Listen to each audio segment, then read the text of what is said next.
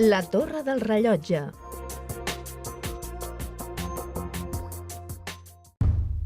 Durant els anys 50, la població de Barcelona creixia amb l'arribada de milers d'immigrants vinguts de molts racons de l'Estat. Al barri de la Trinitat Nova es van projectar promocions del Patronat Municipal de l'Habitatge, de l'Obra Sindical de la Llar i de l'Institut Nacional de l'Habitatge. L'any 1953 es va inaugurar el conjunt de blocs del Patronat de l'Habitatge, un projecte que incloïa un element que acabaria esdevenint un símbol del barri, la Torre del Rellotge. La torre s'erigia al número 70 del carrer de Palamós, un carrer que en aquells moments es coneixia com el carrer número 9. Segons sembla, el ministre de Governació, Blas Pérez, va voler culminar l'edifici situat a la part més alta del barri amb el rellotge. Les esferes es podien veure des de qualsevol racó del barri per la posició, així que els veïns es van acostumar a la seva presència i els tocs de campana. Alguns veïns recorden que fins i tot s'havia arribat a conèixer el barri com la Trinitat del Rellotge per diferenciar-se de la Trinitat Vella.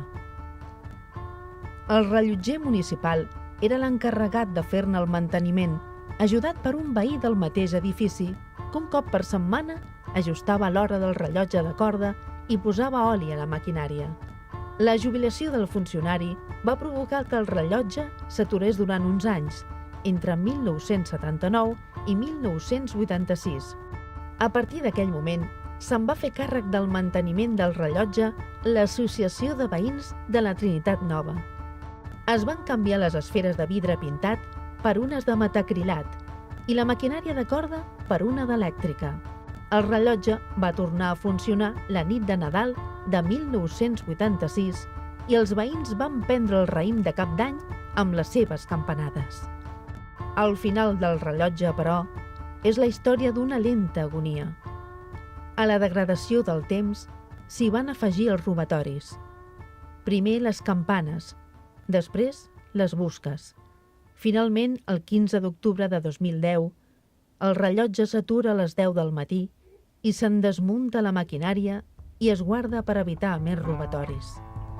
La remodelació del barri, afectat per la luminosi i carbonatació, va comportar el progressiu enderroc dels blocs del patronat. Tot i la voluntat de mantenir l'edifici pel valor sentimental que tenia entre els veïns i les veïnes, finalment l'any 2013 l'alt cost que hauria implicat la restauració va fer desestimar aquesta opció i la Torre del Rellotge va ser enderrocada.